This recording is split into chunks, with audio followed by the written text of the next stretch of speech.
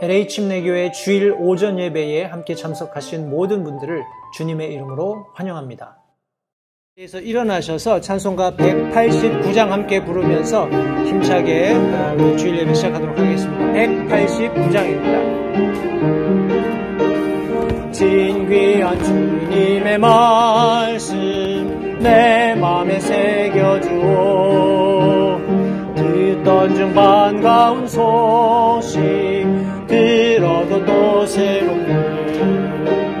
주 예수 탄생하실 때 천군의 찬송소리 높은 곳 하나님 영광 땅에는 평화로다.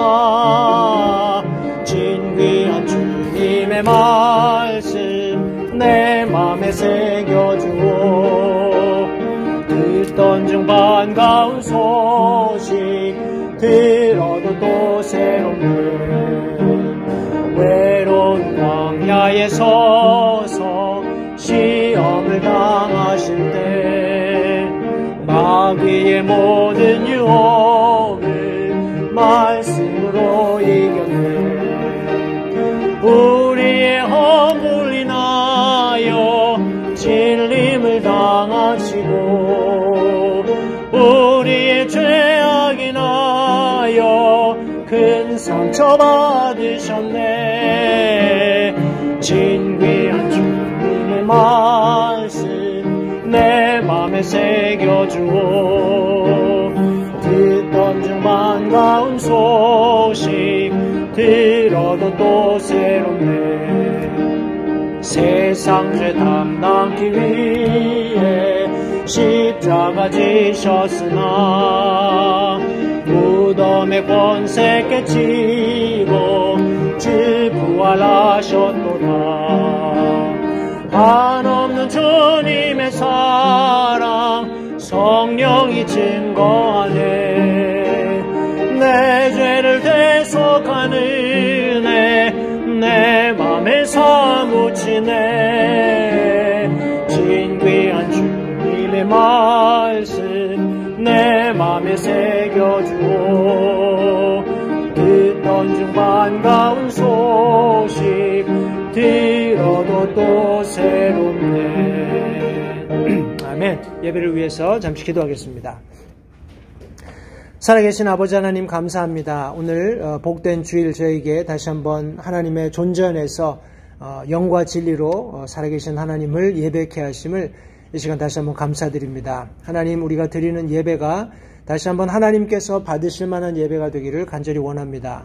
성령 하나님께서 우리와 함께 계시면서 우리의 육신적인 의지나 그런 노력이 아니라 성령 하나님의 도우심과 성령 하나님의 기름 부으심을 통해서 이 시간 온전한 예배가 하나님께 드려질 수 있도록 도우시기를 다시 한번 간절히 기도드립니다.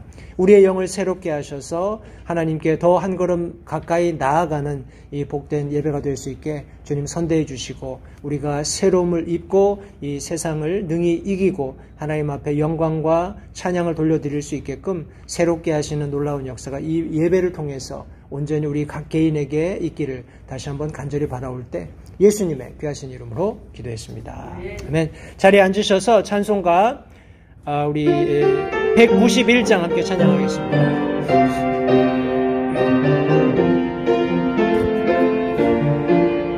온 세상 방방곡곡에 하나님 말씀 열렸네. 그 말씀 바람을 타고 은혜로 가득 채우네. 주의 말씀 세상의 빛 오늘이 두루 비칠 때에 이 빛을 받는 자들마다 하나님 자녀가 되네. 그 말씀 가는 곳마다 찬란한 햇빛 되어서 죄악에 죽을 인생들 다시 서정케 하시네. 주의 말씀 세상의 빛 오늘이 도로 비칠 때에 빛을 받는 자들마다 하나님 자녀가 되네. 짐진 자 쉬게 하시며 우는 자 위로하시고 약한 자 힘을 주시며 영원한 생명 주시네. 주의 말씀 세상의 빛 오늘이 도로 비칠 때 이 빛을 받는 자들마다 하나님 자녀가 되네. 아멘. 영원한 생명을 말씀 안에 두시고 우리에게 말씀을 전달해 주셨고 또 우리에게 말씀을 전달할 수 있는 귀한 사명을 맡겨주신 하나님께 이 시간 다시 한번 감사를 드립니다. 교회 소식을 몇 가지 나누고 다음 순서 진행하겠습니다. 우리 미국 대선이 이제 이틀 남았네요. 그죠? 오늘이 11월 1일이니까 11월 3일 대선이 있고 아마 몇몇 주에서는 12일인가요? 아마 2주 정도 더 유예가 돼서 그때까지 오는 표들을 이제 합산해서 아마 그렇게 최종 우리 대통령직을 수행할 분을 투표하는 그런 결과를 얻게 될 것 같은데 어찌되었건 간에 이제 이틀 정도 남아있는 이 대선 투표 기간 동안에 하나님께서 우리 특별히 믿는 그리스도인들에게 지혜를 주시고 또 위정자들에게도 하나님을 두려워하는 마음을 주셔서 하나님의 눈앞에서 정직하고 또 이 나라를 바르게 통치할 수 있는 그런 위정자들이 선택될 수 있도록 먼저는 기도해 주시고 또 투표권 있으신 분들은 우리 지혜롭게 투표하셔서 또 이 나라가 계속해서 믿음 위에서 견고히 세워질 수 있는 그런 계기가 되었으면 좋겠습니다. 계속 기도해 주시고요. 도널드 트럼프 대통령 그리고 위정자들 또 우리 믿음의 사역자들 우리 말씀 전하시는 목사님들 위해서 특별히 계속 기도해 주시기 바랍니다. 뉴스를 보셔서 아시겠지만 지금 이제 또다시 코로나 바이러스 두 번째 이런 대규모 확산이 될 것처럼 그렇게 미디어들이 조장을 하고 있습니다. 감기 시즌이 왔기 때문에 그것과 병행해서 그렇게 할 수는 있겠습니다만 조금 우리 믿는 그리스도인들은 믿음을 가지고 빨리 이 예배가 재개될 수 있는 그런 기회를 하나님께서 허락해 주시도록 함께 기도해야 할 줄 믿습니다. 기도해 주시고요. 우리 매주 있는 토요 전도를 위해서 기도해 주시기 바랍니다. 제가 어제는 제가 오랫동안 알고 있었던 우리 베케이션 바이블 스쿨에 와서 구원받은 그 한 아이의 가정을 방문했습니다. 그 할머니가 돌아가셨대요. 멕시코에 있는데 그래서 이제 어머니가 멕시코를 방문하기 위해서 준비 중이라고 들었습니다. 아마 이렇게 뭐라고 하나요? 출입이 자유롭지 않은 그런 지금 코로나 이런 상황이기 때문에 조금 그런 절차들이 조금 더 복잡해지고 또 시간도 많이 걸리는 것 같습니다. 어찌되었건 그 가정에 하나님께서 위로해 주시도록 또 어머니가 교회 오시겠다고 약속은 여러 번 했는데 한 번도 안 오셨습니다. 그런데 이런 기회를 통해서 다시 한번 이 가정이 하나님께 돌아올 수 있는 그런 귀한 계기가 될 수 있게끔 그 가정을 위해서 기도해 주시고 또 여러분들 주변에도 그런 분들이 많이 있으시라고 생각합니다. 특별히 이 코로나 바이러스 관련해서 여러 가지 어려움들이 각 가정들에 있는 것이 사실입니다. 혹시 교회에 도움이 필요한 그런 분들이 혹시 주변에 있으시면 알려주셔서 함께 기도하고 또 교회가 도울 수 있는 그런 방법들을 함께 모색했으면 좋겠습니다. 돌아오는 주일 11월 8일은 뮤직 선데이입니다. 해서 지금 여러 가지 교회 안에서 프로그램들이 준비가 되고 있는데 저희도 우리 찬송과 같이 준비된 곡으로 함께 찬양 돌리기 원하고 예배 후에 잠깐 우리 연습하고 우리 다음 주에 우리 뮤직 선데이에 함께 동참하도록 하겠습니다. 제가 말씀드린 것처럼 전혀 찬양하는데 부담 갖지 마시고요. 그냥 같이 오셔서 우리 주악에 맞추어서 함께 찬송가 두 곡, 우리 두 절이죠. 두 곡, 두 절을 이렇게 부르시면 되겠습니다. 전혀 부담 가지실 거 없고요. 오셔서 하나님 앞에 찬양하는데 내가 드려질 수 있다라는 그런 마음으로 함께 오셔서 우리 뮤직 선데이에 동참해 주시면 감사하겠습니다. 계속해서 공중 모임을 위한 체크리스트를 계속 확인해 주시고 우리 교회에서 입구부터 발열 체크하고 발 소독하고 여기 들어오시면 예배실도 이미 다 제 아내도 자매님들이 같이 이렇게 세니타이즈 하고 있기 때문에 뭐 그런 부담 없이 편안하게 오셔서 예배 드리실 수 있으면 좋겠습니다. 저희가 바람 통하라고 문을 열어놨더니 밖에서 나는 이제 소음들이 들어와서 조금 예배에 지장이 있습니다만 양해해 주시고, 또 조만간 날씨가 더 차가워지면 안에 우리 환풍장치만 돌리고 뭐 문은 닫더라도 이렇게 좀 정숙한 실내 분위기를 유지하면서 예배 드릴 수 있게끔 그렇게 조치하도록 하겠습니다. 계속 우리 쿼런틴 이 사태가 빨리 종식될 수 있게 성도님들 계속해서 기도해 주시면 감사하겠습니다. 이 시간 다 자리에서 일어나셔서 찬송가 196장 첫 절 마지막 절 부르고 하나님의 말씀 나누도록 하겠습니다. 마음에 가득한 의심을 버리고 지극히 화평한 마음으로 찬송을 부르는 어린 양 예수의 그 피로 속죄함 얻었네. 속죄함 속죄함 주 예수 내 죄를 속겠네. 할렐루야 소리를 합하여 함께 찬송하세.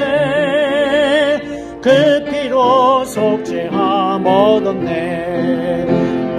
거룩한 천국에 올라간 후에도 죄속한 은혜의 찬송을 기쁘게 부를 것 어린 양 예수의 그 피로 속죄함 얻었네. 속죄함 속죄함 주 예수 내 죄를 속겠네. 할렐루야 소리를 합하여 함께 찬송하세. 그 피로 속죄함 얻었네. 아멘.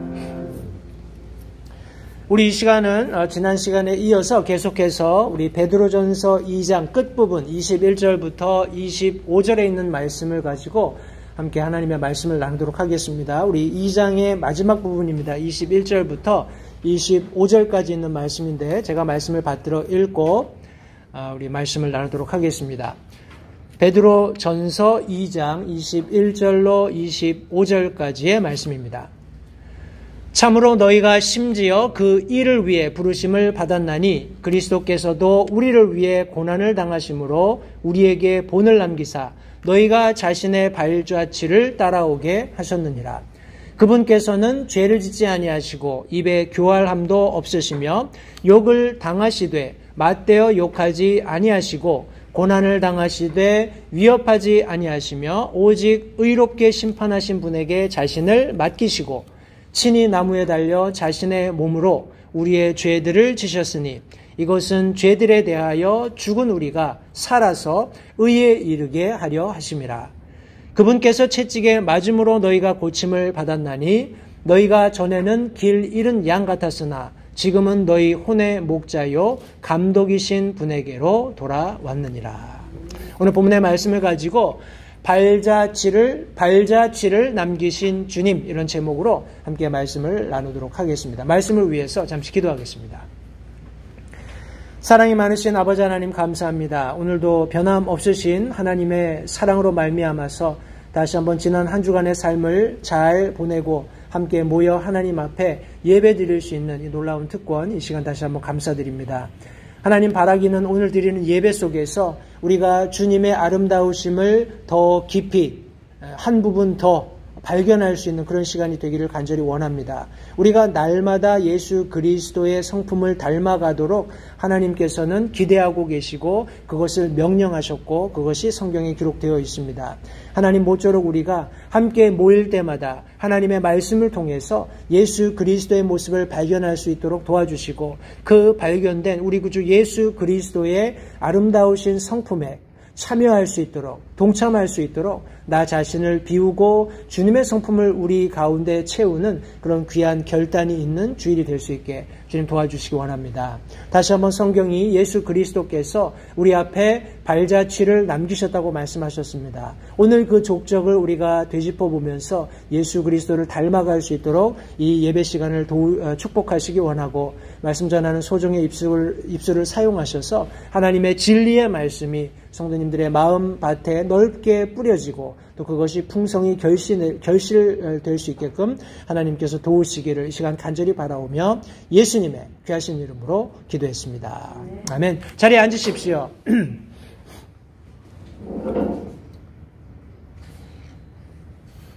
제가 굉장히 어렸을 때라고 생각을 합니다. 어렸을 때, 한국에 있을 때지요. 한국에 있을 때 교회에서 수양회를 한번 갔던 적이 있습니다. 수양회를 조금 외진 마을로 갔었다고 제가 기억이 되는데, 이렇게 폐교를 빌려가지고 이제 그 안에 뭐 교실들에 들어가서 숙소로 삼고 뭐 이런 캠프였다고 제가 기억이 되는데, 그때 제가 기억이 남는 것이 아이들하고 같이 이렇게 학교를 나와가지고 이렇게 뒤쪽 산 비탈길로 해가지고 아이들하고 그런 거 좋아하잖아요. 애들이 3, 4, 5 짝을 지어가지고 탐험한다고 막 이렇게 산등성을 타고 이렇게 했던 기억이 납니다. 그때 아직도 제 기억에 남는 것이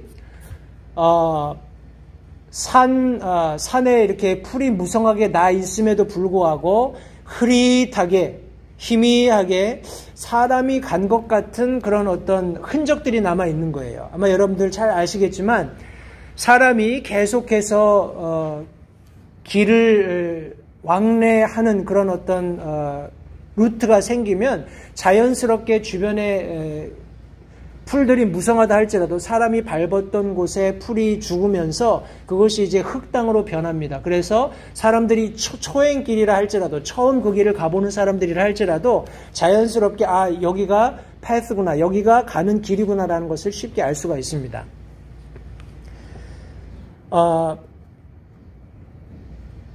뭐 다른 여러 가지 예들이 있습니다만 그런 것들은 일단 놔두고, 성도님들 아마 기러기가 여행하는 것을 보셨는지 모르겠어요. 기러기가 이렇게 철이 되면은 이제 따뜻한 우리 동력을 향해서 이렇게 여행하는 그런 모습을 아마 보셨을 텐데, 하늘에 길이 있을까요? 아마도 하나님께서는 그 기러기들의 머릿속에 그런 분명한 루트를 저장해 놓으셔서 그들이 그 길을 찾아갈 수 있게 아마 만들어 놓으셨을 겁니다. 그런데 그 여행하는 모습을 가만히 보면 우리 대장 기러기와 좀 노련한 여러 해 그런 여행을 했던 기러기들이 선두에 갑니다. 선두에 가면서 뒤에 오는 연약한 새들이 바람의 저항을 많이 받지 않도록 이렇게 날개짓을 할 때 그 날개 아래에 이렇게 뭐라고 하나 이렇게 약간 좀 삼각형이라고 해야 되나요? 이렇게 뿔 모양을 이루면서 이렇게 공기의 저항을 덜 받게, 뒤에 있는 새들이 덜 받게 이렇게 날아갑니다. 그리고 맨 앞에 있는 기러기가 지치면 이제 그 다음 기러기와 자리를 교체합니다. 그렇게 로테이션으로 자리를 교체하면서 이제 노련한 기러기들이 앞서가면서 이제 길들을 추적해 가는 거죠.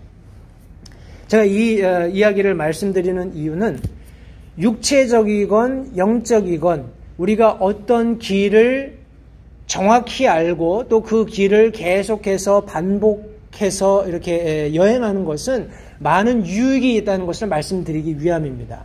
성도님들, 우리는 인생을 살아갈 때 마치 우리는 제자리에 고정되어 있는 듯한 느낌을 받을 수가 있습니다. 그러나 우리는 계속해서 어떤 방향으로든지 전진하고 움직여가고 있는 존재들이라는 것을 결코 잊어서는 안 됩니다. 인간적으로 우리는 어떤 의미에서 죽음을 향해 치닫고 있는 것이 이 땅에 태어난 모든 사람들의 그런 종국의 운명입니다. 그러나 예수 그리스도 안에 있는 거듭난 그리스도인들은 우리가 하늘에 있는 예수 그리스도께서 예비하시고 때가 되면 다시 데리러 오시겠다고 한 그 본향집을 향해서 가고 있는 여정길에 있다는 것을 성도님들 절대 잊지 마시기 바랍니다. 그런 의미에서 예수 그리스도께서는 우리에게 발자취를 남기신 분이라고 성경은 분명히 말씀하고 있습니다. 다시 한번 우리 오늘 21절 말씀에 되돌아가서 보시면, 참으로 너희가 심지어 그 일을 위해 부르심을 받았나니 그리스도께서도 우리를 위해 고난을 당하심으로 우리에게 무엇을 남기셨다고요? 본을 남기사 너희가 자신의 발자취를 따라오게 하셨느니라 라고 말씀하고 있습니다. 여기 이 본이라는 것은 우리 제가 다음에 이제 자세한 내용을 설명하면서 조금 더 구체적으로 설명을 드리겠습니다만, 아마 어렸을 때 저는 그런 욕심이 있었습니다. 우리 처음에 연필을 가지고 글씨를 배우고 막 할 때 글씨를 예쁘게 쓰고 싶었어요. 글씨를 예쁘게 쓰고 싶었기 때문에 선생님이 가르쳐주는 대로 어떻게 하든지 잘해서 글씨를 예쁘게 써보려고 노력을 했었더랬습니다. 그때 우리가 사용했던 것이 무엇이냐면 지금 제가 한국말로 잘 생각이 나지 않는데 우리 트레이싱지라는 거 아시죠? 트레이싱지 종이인데 이렇게 종이 위에다 대면은 밑에 이렇게 비쳐 보이는 거. 그래서 트레이싱지를 노트에다가 우리 책에다가 대고 그 책에 쓰여 있는 글씨를 그 위에다가 따라 쓰면서 그 책에 있는 인쇄체들을 이제 배우는 그런 이제 시간들이 있었던 걸 제가 기억을 합니다. 여기 마찬가지입니다. 예수님께서 그런 본을 주셨다는 거예요. 저와 여러분들의 삶 속에, 저와 여러분들이 살아가는 그리스도인의 삶 속에 예수 그리스도께서 투영되셔야 된다는 겁니다. 예수 그리스도께서 살아가셨던 그 삶을 우리도 살 수 있게끔 노력해야 된다는 거예요. 때문에 예수님께서 발자취를 남기신 것이 굉장히 중요하다고 생각을 하기 때문에 오늘 이 시간 예수 그리스도의 발자취를 우리가 모두 함께 뒤따라야 하는데 왜 그렇게 해야 하는지, 어떻게 그렇게 할 수 있는지, 과연 우리가 뒤쫓고 있는 분이 누구인지를 오늘 본문의 말씀을 통해서 한 3가지 교훈 나누기 원합니다. 첫 번째로 우리를 부르고 계시는 분이 바로 이 발자취를 남기신 주님이라는 것을 성경이 말씀하고 있습니다. 제가 다시 한번 21절을 읽겠습니다. 참으로 너희가 심지어 그 일을 위해 무엇을 받았나요? 부르심을 받았나니 라고 말씀하고 있습니다. 저와 여러분들은 예수 그리스도로 말미암아 하나님께로 부르심을 받은 자들이라는 것을 성도님들 잊지 마시기 바랍니다. 오늘 본문이 너무나 분명하게 우리에게 그것을 설명하고 있는데 과연 우리가 무엇으로 부르심을 받았는지 함께 살펴보겠습니다. 우리가 잘 아는 베드로 전서 2장, 우리 얼마 전에 함께 말씀을 나누었는데 2장 9절 말씀에 의하면 그러나 너희는 선정된 세대요 왕가의 제사장이요 거룩한 민족이요 특별한 백성이니 이것은 너희를 어둠에서 불러내어 자신의 놀라운 빛으로 들어가게 하신 분께 대한 찬양을 너희가 전하게 하려 합니다 라고 말씀하고 있습니다. 성도님들, 저와 여러분들은 먼저 예수 그리스도로 말미암아서 놀랍게 구원받고 이제 하나님 앞에 서게 된 놀라운 빛으로 들어가게 된 그 하나님의 놀라운 구원을 선전하는 찬양하는 그런 어떤 자격의 위치로 부르심을 받았다는 것을 성도님 잊지 마시기 바랍니다. 저와 여러분들이 그리스도인이 되었다는 것, 저와 여러분들이 하나님의 자녀가 되었다는 것은 놀라운 특권임과 동시에 또 그 이면에 책임이 뒤따른다는 것을 절대 간과해서는 안 됩니다. 성도님들, 우리가 구원받았으면 이제 하나님의 자녀로서 내 아버지가 누구인가를 다른 사람들에게 당당하게 선전할 수 있는 그런 특권이 있다라는 것, 그런 책임이 있다라는 것을 우리가 잊지 말아야 합니다. 뿐만 아니라 성경은 조금 더 오늘 본문 말씀해 보시면 심지어 그 일을 위해 부르심을 받았다라고 말씀하고 있습니다. 여기 심지어라고 표현된 이 내용을 우리가 추론컨대 우리가 지난 시간에 함께 나누었던 것처럼 종의 삶을 살아가는, 겸손하게 낮아지고 우리의 취사 선택이 아니라 하나님의 눈앞에서 우리에게 주신 권위에 절대 복종하는, 마치 하나님께 하듯이 우리의 상전들에게, 우리의 삶 가운데 주어진 권위들에게 복종하는 그런 일에까지 우리 하나님께서 저와 여러분들을 예수 그리스도 안에서 부르셨다라는 것을 성경이 말씀하고 있습니다. 절대 이것을 잊어서는 안 됩니다. 우리 베드로전서 2장 우리 18절부터 있는 이하의 말씀에 보시면 모든 두려움이라는 단어, 복종이라는 단어, 부당한 일이라는, 고통이라는, 매를 맞는 이런 여러 다양한 어려움들을 우리 사도 베드로가 비록 흩어져 있는 성도들에게 설명을 함에도 불구하고 이것조차도 예수 그리스도 안에서 하나님께서 우리를 부르심 안에 있다라는 것, 우리가 뒤쫓아야 할 예수 그리스도의 발자취의 일부분이라는 것을 성경은 지금 우리에게 리마인드 시켜주고 있는 것입니다. 우리 골로새서 1장 24절 말씀해 보시면 나는 이제 너희를 위해 내가 고난당하는 것을 기뻐하고 그리스도의 고난들 뒤에 있는 것을 그분의 몸, 곧 교회를 위해 내 육체 안에 채우노라 라고 사도 바울이 고백하고 있습니다. 성도님들, 고난받는 것, 고난당하는 것, 힘들고 견디기 어려울 수 있습니다. 그럼에도 불구하고 사도 바울도 베드로도 동일하게 내가 구원받은 그리스도인으로서 놀라운 특권을 누리고 내가 받게 될 놀라운 영광스러운 모습이 있다는 것을 정확히 설명하고 이해하고 알고 있었지만은 그 이면에 이 땅을 살아가면서 하나님의 자녀로서 예수 그리스도를 전하는 그런 전도자로서의 삶에는 부득불 고난이 뒤따른다는 것을 명확하게 알고 있었고 그것이 감내되어야 하고 그것이 부르심의 한 부분이라는 것을 정확히 이해했기 때문에 이와 같은 말씀을 여기 기록할 수 있었다고 생각됩니다. 성도님들, 우리가 아는 로마서 8장 18절 말씀, 내가 생각하건대 이 현 시대의 고난들은 앞으로 우리 안에 나타날 영광과 좋게 비교될 수 없도다. 성도님들 기억하십시오. 우리가 그리스도인으로서 하나님께서 약속하신 모든 예수 그리스도 안의 복들을 함께 나누게 될 공동 상속자가 된 것은 분명한 사실입니다. 그러나 그것이 성취되기까지 우리가 살아가는 이 땅에서의 삶은 고난이 수반될 수밖에 없습니다.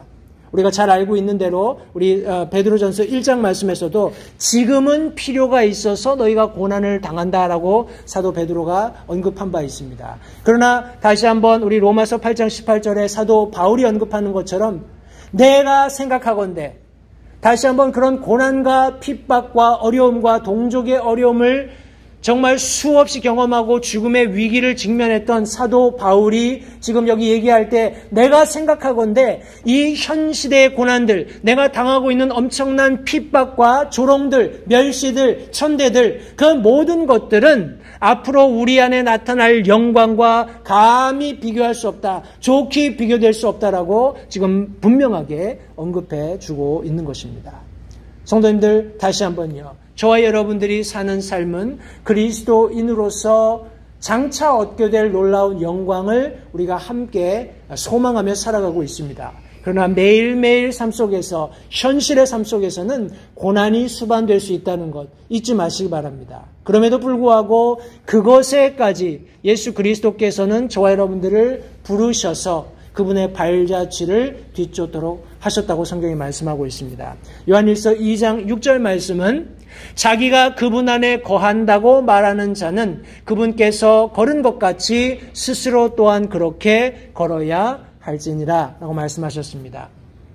저와 여러분들이 예수 그리스도 안에 있다면 저와 여러분들은 예수 그리스도께서 걸으셨던 것처럼 동일한 삶을 살아야 한다는 것을 성경이 말씀하고 있습니다. 이것은 성경 전체를 통해서 믿는 그리스도인의 어떤 캐릭터가 되어야 한다고 성경은 가르치고 있습니다. 그냥 성경이 약속하는 많은 복들, 성경이 약속하고 있는 많은 뭐라고 할까요?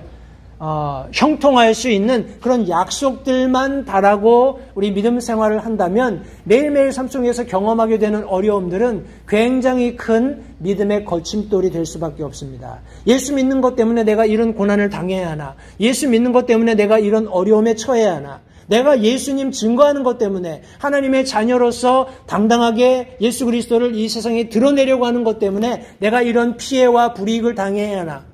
여러분들, 이런 것들이 매일의 삶 속에 저와 여러분들의 어떤 결정의 기로에 있게 된다면 굉장히 믿음 생활을 하기 어려울 겁니다.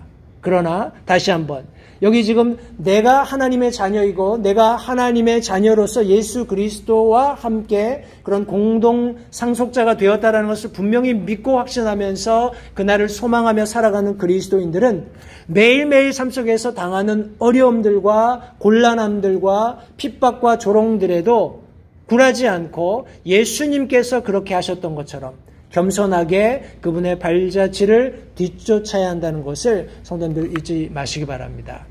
예수님께서는 놀랍게 이 땅 가운데 죄 없으신 몸으로 오셔서 죄 없으신 삶을 사셨습니다. 그분이 남기신 발자취는 어떤 의미에서는 굉장히 뒤쫓기가 버거운, 힘겨운 그런 삶을 의미할지도 모릅니다. 그럼에도 불구하고 예수님께서는 저와 여러분들을 부르셨다라고 말씀하고 있습니다.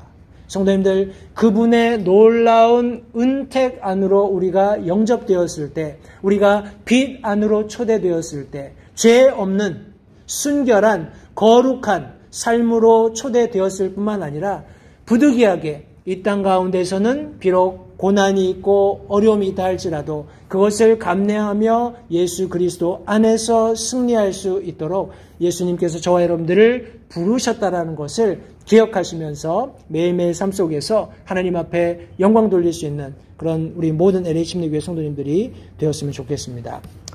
또한 예수님께서 발자취를 남기셨을 때 저와 여러분들을 부르셨을 뿐만 아니라 그분 스스로 분명하게 본이 되셨다고 성경이 말씀하고 있습니다.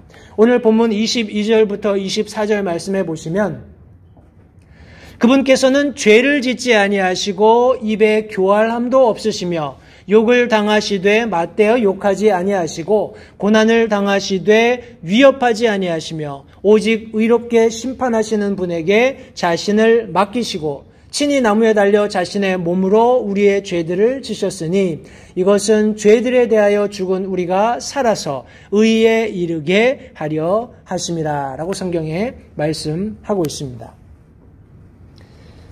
말씀에서 보시는 것처럼 우리가 일반적으로 반응하는 것과 상이하게 아주 다르게 예수님께서 이 땅 가운데 계실 때 사셨다고 성경이 말씀하고 있습니다.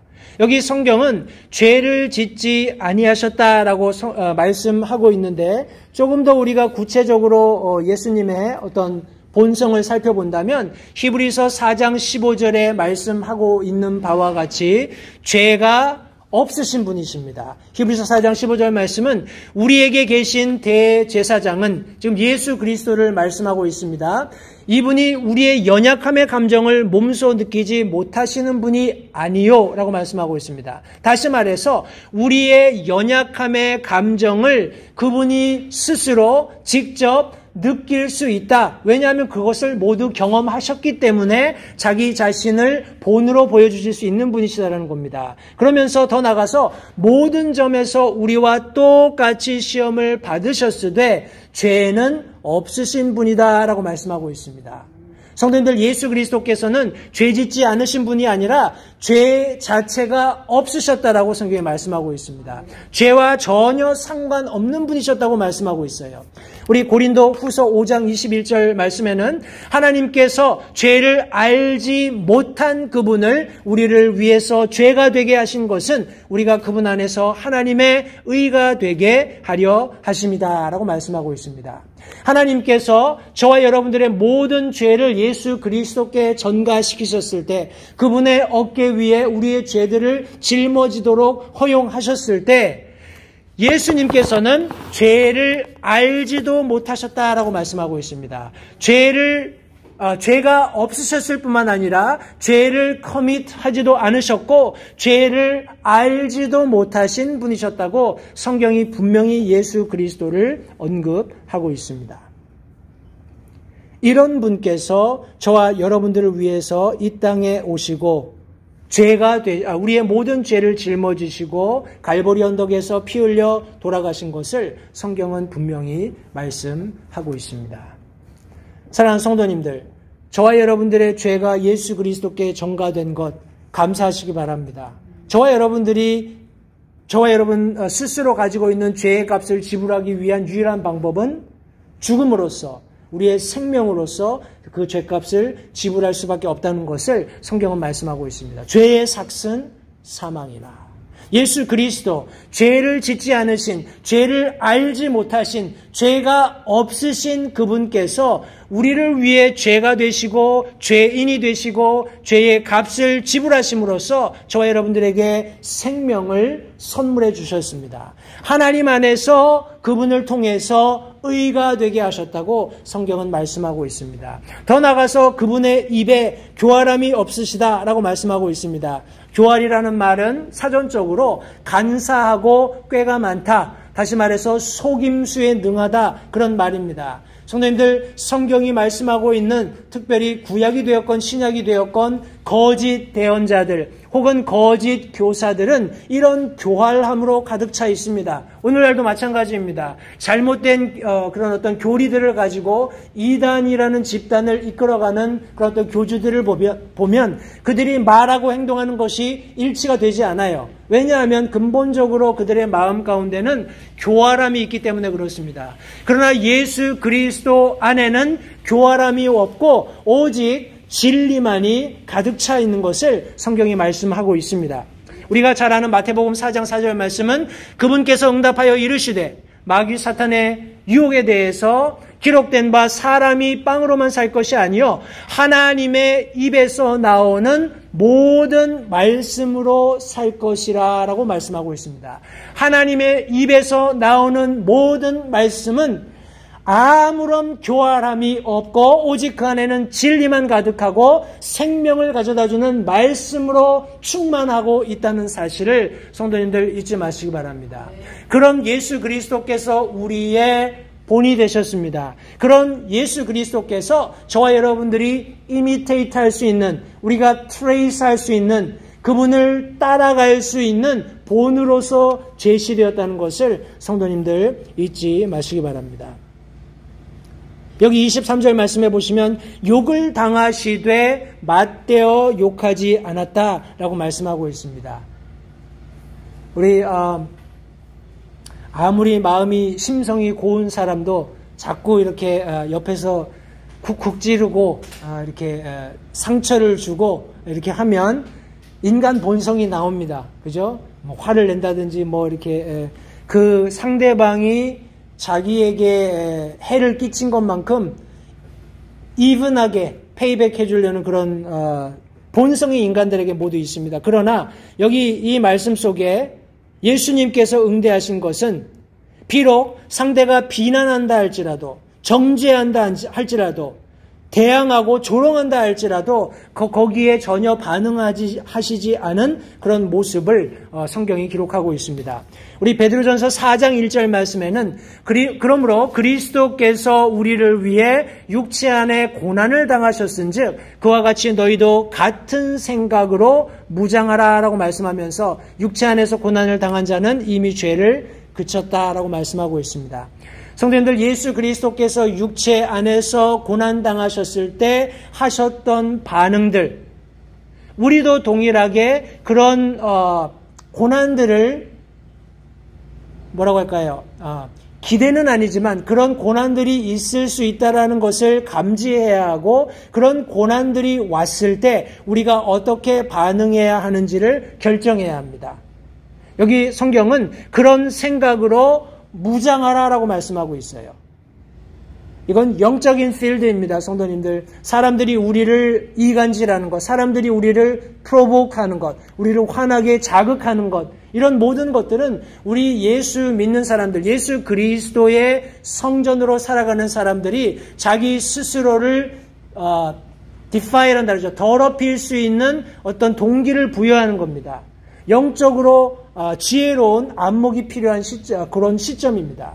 그런 시점에 우리가 그런 고난에 직면했을 때 예수 그리스도께서 하셨던 것처럼 저와 여러분들도 움직여야 된다는 사실을 잊지 마시기 바랍니다. 예수님이 어떻게 자신에게 처한 상황을 응대하셨나요? 이 말씀은 우리 이사야서 53장에 기록되어 있습니다. 제가 이 말씀을 좀 인용하겠습니다. 말씀해 보시면 우리가 전한 것을 누가 믿었느냐? 주의 팔이 누구에게 나타났느냐? 그가 그분 앞에서 연한 초목같이, 예수님께서 하나님의 눈앞에서 연한 초목같이 마른 땅에서 나온 뿌리같이 자랄 터이니 그에게는 모양도 없고 우아함도 없으며 우리가 그를 볼 때 그를 흠모할 만한 아름다움이 없도다. 그는 사람들에게 멸시를 당하고 거부되었으며 슬픔의 사람이요 고통을 잘 아는 자라. 우리는 그를 피하려는 것 같이 우리의 얼굴을 감추었으며 그는 멸시를 당하였고 우리는 그를 귀히 여기지 아니하였도다. 참으로 그는 우리의 고통을 짊어지고 우리의 슬픔을 담당하였거늘 우리는 그가 매를 맞고 하나님께 맞아 고난을 당한다고 생각하였노라. 그러나 그는 우리의 범죄들로 인해 부상을 당하고 우리의 불법들로 인해 상하였노라. 그가 징벌을 받음으로 우리가 화평을 누리고 그가 채찍에 맞음으로 우리가 고침을 받았도다.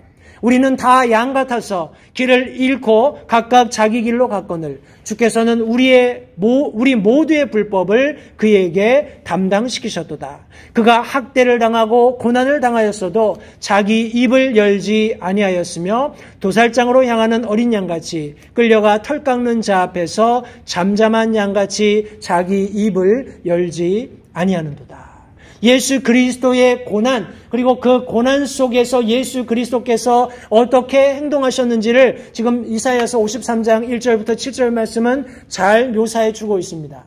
성도님들, 이 모든 이유가 무엇입니까? 이렇게 하신 근본적인 이유가 무엇입니까? 10절 말씀은 그러나 주께서 그를 상하게 하는 것을 기뻐하사 그에게 고통을 두셨은즉 주께서 그의 혼을 죄로 인한 헌물로 삼으실 때에 그가 자기 씨를 보고 자기 날들을 길게 하며 또 주의 기뻐하시는 일이 그의 손에서 번영하리다 라고 말씀하고 있습니다.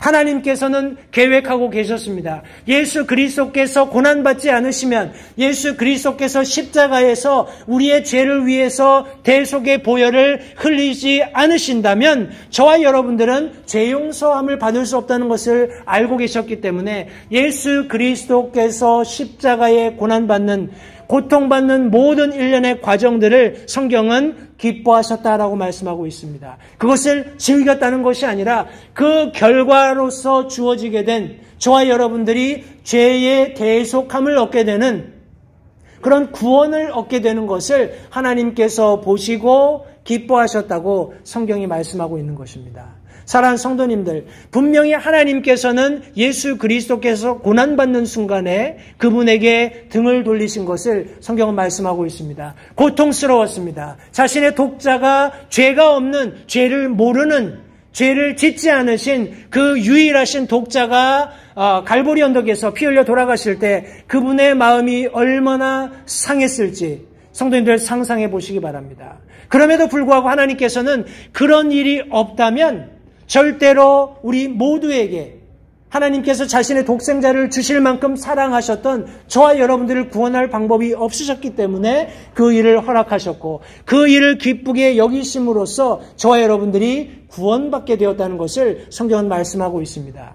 성도님들 잊지 마십시오. 예수 그리스도께서 남기신 본은 하나님께서 저와 여러분들이 고통받는 것이 기쁘거나 고통받는 것이 즐겁거나 고통받는 것이 당연하다고 생각되기 때문에 그것을 허용하시기 위해서 그분의 고통의 본을 우리에게 주신 것이 아니라 그 이면에 그 고통들을 통해서 우리가 얻게 될 유익을 저와 여러분들이 누리게 될 참된 평화와 기쁨을 위해서 그것을 허용하셨고 또 그런 본을 예수 그리스도 안에서 저와 여러분들에게 남겨두셨다고 성경이 말씀하고 있는 것입니다. 갈라디아서 3장 13절 말씀에 그리스도께서 우리를 위해 저주가 되사 율법의 저주에서 우리를 구속하셨으니 기록된 바 나무에 달리는 모든 자는 저주받았느니라 라고 말씀하고 있습니다. 저와 여러분들이 담당해야 할 저주, 저와 여러분들이 담당해야 할 그 참혹한 십자가의 죽음을 예수 그리스도께서 구원하시기 위해서 그 일을 자처하셔서 몸소 담당하셨다는 것을 성도님들 잊지 마시기 바랍니다. 그분이 저와 여러분들을 의롭게 하신 겁니다. 그분이 저와 여러분들을 구원하셨다는 것을 잊지 마시기 바랍니다. 성도님들, 그분의 본을 따르는 자들은 그분이 다시 죽음에서 부활하신 것처럼 동일한 모습으로 부활하게 될 것을 성경은 말씀하고 있습니다. 이 놀라운 권능을 하나님께서 그의 아들 예수 그리스도에게 주셨고 그분이 저와 여러분들을 의롭게 하셨다고 성경이 말씀합니다. 로마서 8장 30절 말씀에 뿐만 아니라 그분께서는 예정하신 그들을 또한 부르시고 저와 여러분들을 부르셨습니다. 부르시고 그들을 또한 의롭다 하시고 의롭다 하신 그들을 또한 영화롭게 하셨느니라. 성도님들, 저와 여러분들은 놀라운 부르심을 받아서 이제 예수 그리스도의 발자취를 뒤쫓는 놀라운 영광스러운 삶을 살게 되었습니다. 그런 삶이 예수 그리스도께서 보여주신 본을 뒤따를 때 의롭게 살아가는 그리스도인의 삶이 될 수 있다고 말씀하고 있어요. 이것이 얼마나 영광스러운 특권입니까? 성도님들, 절대 가볍게 여기지 마십시오.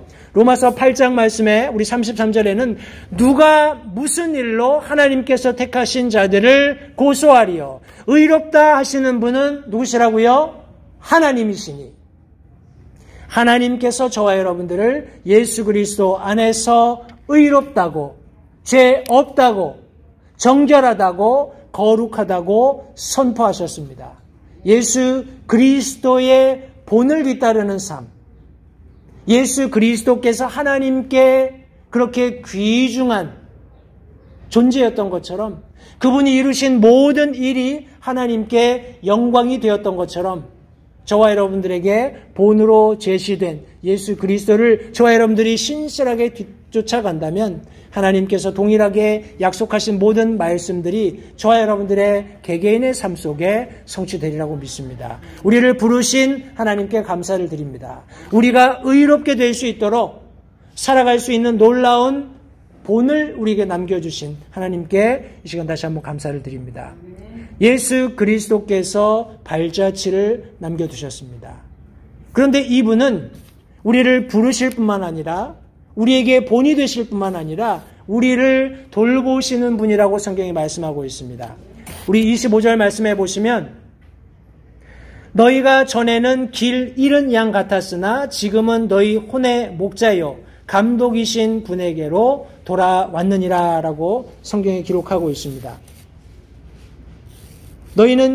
너희가 전에는 길 잃은 양 같았으나 지금은 너희 혼의 목자요 감독이신 분에게로 돌아왔느니라.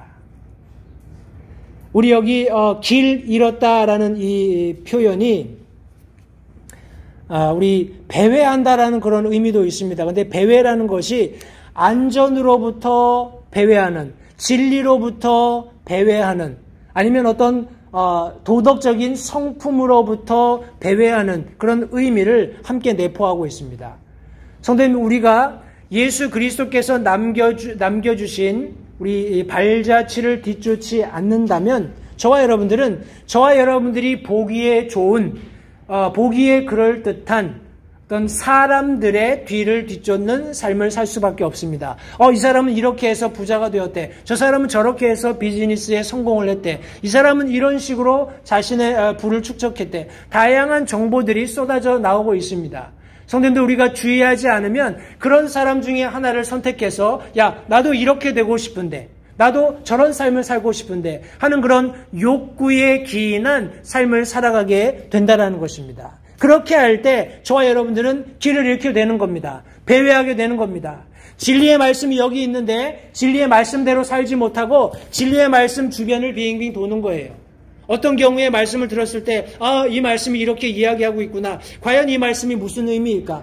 내가 그렇게 살아야 한다는 것을 직접적으로 수용하기보다는 여기 지금 베드로가 이렇게 얘기하고 있는데 이게 무슨 말일까? 이렇게 배회하다가 이제 시선을 잃어버리는 겁니다. 말씀에서부터 세상으로 시선을 옮겨가는 거예요.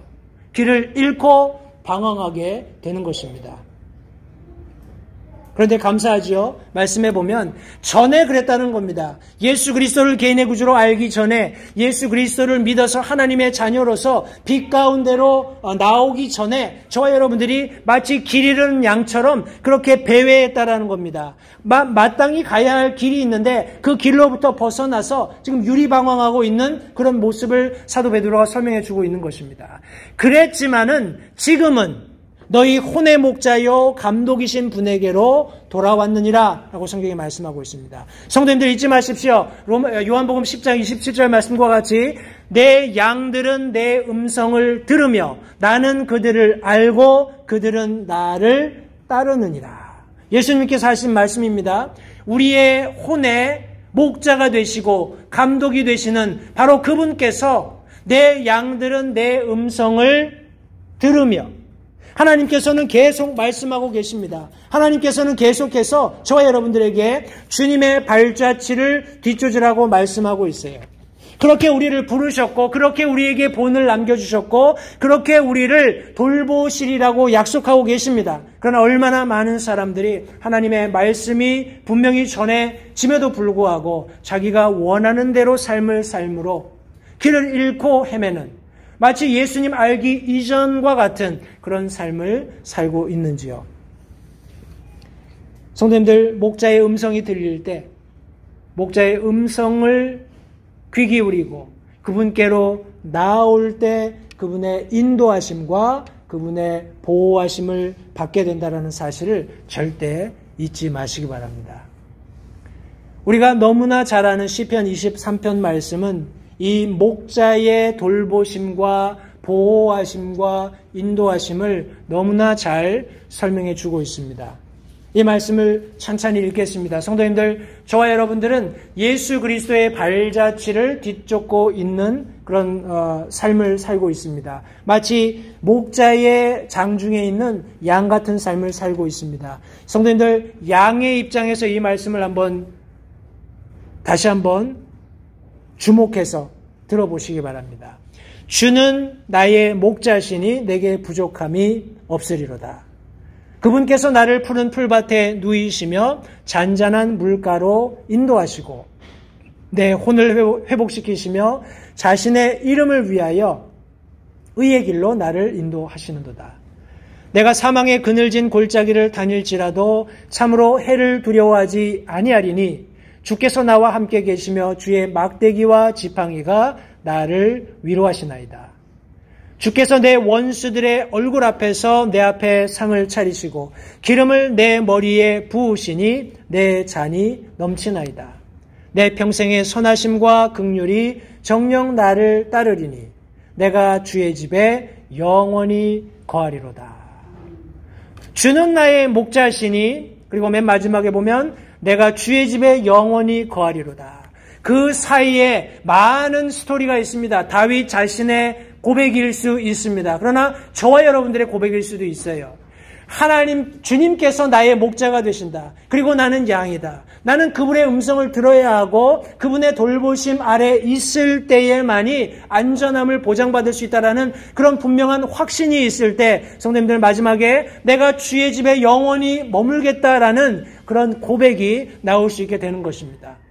세상에 가서 좀 이렇게 살았더니 이럭저럭 먹고 살만하네. 가령 여러분들이 그런 생각을 가지고 산다면 그 안에 있는 여러 가지 고난이 닥칠 때마다 얼마든지 곁길로 나갈 수 있다는 겁니다. 그러나 시편 23편의 기자였던 다윗은 다시 한번 주님이 나의 목자이시기 때문에 내게는 아무 부족함이 없다는 겁니다. 아무 필요가 없다는 거예요. 내가 더 이상 무엇인가 부족함을 느낄 여지가 없다는 겁니다. 왜요? 그분께서 나를 돌보시기 때문에. 그분이 나의 감독이시기 때문에. 또 다른 역할이기는 합니다만 성경에서 감독을 이야기할 때 목사의 또 다른 하나의 어떤 타이틀로서 감독을 지금 여기 의미하고 있습니다. 같은 그런 언어이지만 다시 한번 예수 그리스도께서 우리의 목자가 되시고 모든 목자들의 목자가 되시고 모든 감독들의 감독이 되신다는 것을 성도님들 잊지 마시기 바랍니다. 영어 성경에는 두 개 다 목자, 우리 감독 두 개 다 캐피털, 대문자로 써 있습니다. 그분만이 유일하신, 그분만이 참된 목자가 되시고 우리 감독이 되신다는 것을 성경이 분명히 말씀하고 있는 것입니다. 감독의 권위와 그분의 계획과 그분의 질서 아래에 있을 때 성도님들 우리가 보호받을 수 있다는 것을 절대 잊지 마시기 바랍니다. 제가 이 말씀 준비하면서 마지막에 성도님들과 나누기 원하는 말씀이 있었는데 제가 스크린에는 올리지 않았습니다만 성경 로마서 14장 우리 8절 9절 함께 말씀 읽고 오늘 말씀을 정리하도록 하겠습니다. 발자취를 예수님께서 남기셔서 저와 여러분들을 부르시고 저와 여러분들에게 본을 남기셔서 이제 뒤따르는 그런 예수님의 발자취를 뒤따르는 성도들을 하나님께서 지키시고 보호하시고 돌보신다는 것을 분명히 말씀하실 때에 저와 여러분들의 고백이 이와 같아야 된다고 믿습니다. 로마서 14장 8절 9절 2절의 말씀해 보시면 우리가 살아도 주를 위해 살고 죽어도 주를 위해 죽나니 그러므로 살든지 죽든지 우리가 주의 것이로다. 이 목적을 위해 예수 그리스도께서 죽으시고 일어나사 다시 살아나셨으니 이것은 그분께서 죽은 자와 산 자의 주가 되려 하심이라. 예수님께서 다시 오실 때 우리가 죽든지 살았든지 그분께서는 죽은 자와 산 자의 주가 되신다는 분명한 말씀을 여기 성경에 기록하고 있는 것입니다. 성도님들, 저와 여러분들은 사나 죽으나 주님의 것입니다. 우리는 주님의 발자취를 뒤쫓는 것이 합당한 삶이라는 것을 잘 알고 있습니다. 그 삶을 살도록 예수님께서 저와 여러분들을 부르셨어요. 저와 여러분들의 분명한 본으로 제시되셨습니다. 우리가 그런 삶을 살아갈 때 비로소 돌보심을 받을 수 있다는 것을 다시 한번 기억하시면서 우리의 삶의 본질, 살아도 주를 위해 살고 죽어도 주를 위해 죽는 것이다. 살든지 죽든지 우리는 주님의 것이다. 이 목적을 위해서 예수 그리스도께서 죽으시고 부활하셨다는 분명한 사실을 다시 한번 기억하시면서 매일매일 삶 속에서 예수 그리스도의 발자취를 뒤쫓는 모든 LA 침례교회 성도님들이 되시기를 바랍니다. 기도하겠습니다. 살아계신 아버지 하나님 감사합니다. 오늘 다시 한번 귀한 진리의 말씀을 저희들에게 가져다 주셔서 참 이 복스러운 말씀을 통해서 우리의 삶이 비록 우리가 느끼기에는 하찮고 별 볼 일 없는 것 같은 삶이라 할지라도 예수 그리스도를 뒤쫓는 성도들의 발걸음이 얼마나 하나님의 눈에 귀하며 보배로운지 다시 한번 깨달을 수 있도록 도와주셔서 감사합니다. 그런 삶을 필요치 않았다면 하나님께서 성경 기록에 이런 말씀을 하실 필요가 없으셨다고 생각을 합니다. 그러나 분명히 예수 그리스도께서 우리에게 발자취를 남기셨고 우리에게 귀한 본으로 제시되셨고 누구든지 그런 삶을 살고자 하는 자들을 하나님께서 친히 보호하시고 돌보신다는 사실을 성경이 말씀하고 있는 것을 인해서 다시 한번 감사드립니다. 하나님 주님과 동행하며 주님의 발자취를 뒤쫓으며 예수 그리스도의 아름다운 성품이 우리 안에 새롭게 창조되는 그런 놀라운 경험들을 우리가 모두 하기 원합니다. 바라기는 성령 하나님께서 진리의 말씀에 입각해서 살기 원하는 그리스도인의 삶 속에 함께 동행해 주심으로써 우리가 매일매일 예수 그리스도를 닮아가는 그런 아름다운 성숙을 이루어갈 수 있게 주님 도와주시기 원합니다. 초청의 시간을 주님께 의탁드리며 예수님 이름으로 기도했습니다. 아멘. 다 자리에서 일어나셔서 우리 찬송가 352장 첫 절 부르고 잠시 결단하는 시간을 가지고 우리 예배를 폐회하도록 하겠습니다. 주님의 뜻을 이루소서 함께 우리 찬양하겠습니다.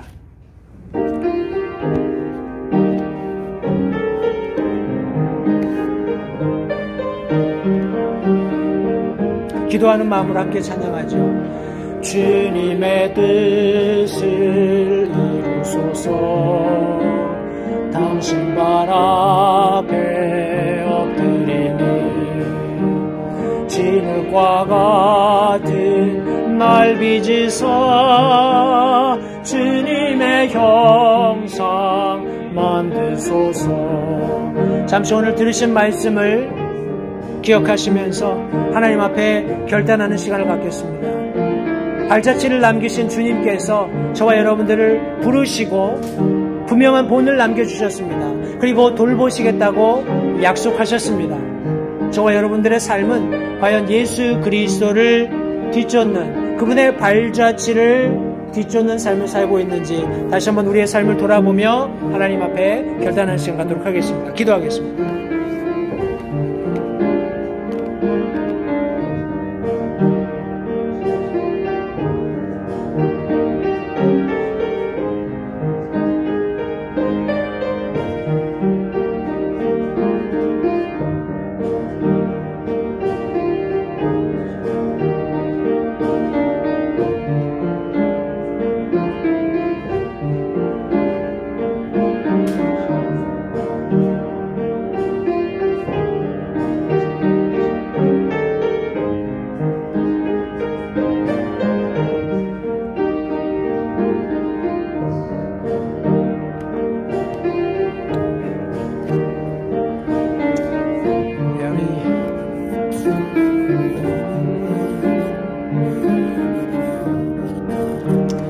기도를 마치신 분들은 찬송가 352장 우리 마지막 절 함께 부르고 패회 기도하도록 하겠습니다. 주님의 뜻을 이루소서.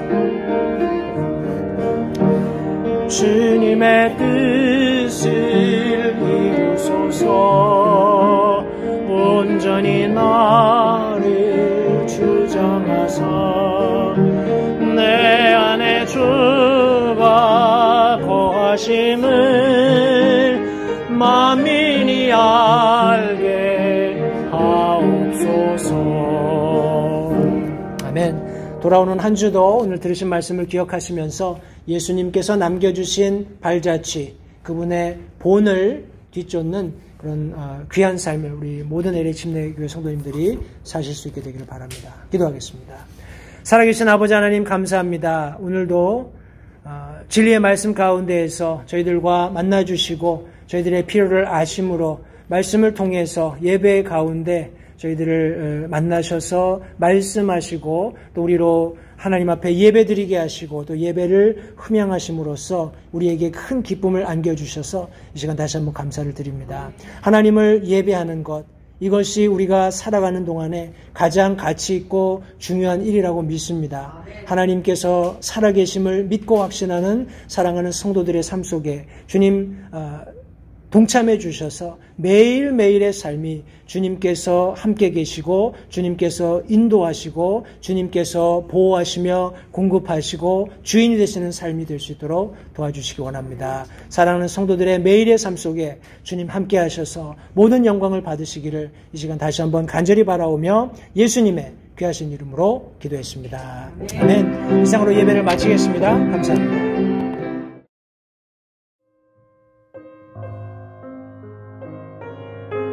잠시 들으신 말씀에 따라 결단하는 시간을 가지시기 바랍니다. 하나님께서 무엇을 말씀하시든지 따르기로 결단하십시오. 하나님께서는 순종하는 자들을 존중하십니다. 아직 예수님을 개인의 구주로 영접하신 사실이 없으시다면 자신이 죄인됨을 인정하며 하나님께 나오는 자들을 하나님께서 받아주신다는 확실한 말씀에 근거하여 다음과 같이 기도하십시오. 하나님, 나는 죄인입니다. 나는 내 죄로 인해 죽을 수밖에 없음을 압니다. 그러나 예수님께서 내 죄를 위해 십자가에서 피 흘려 죽으시고 사흘 만에 다시 살아나셔서 내 죄값을 모두 지불하셨고 내게 새로운 생명을 약속하셨음을 믿습니다. 지금 이 순간 예수님을 내 마음에 모셔드립니다. 내 마음에 오셔서 나의 주와 그리스도가 되어주십시오. 예수님 이름으로 기도했습니다. 다음과 같이 기도하셨다면 여러분은 성경 말씀대로 구원을 받으셨습니다. 계속해서 주 안에서 함께 자라가는 복된 교제가 있기를 간절히 바랍니다.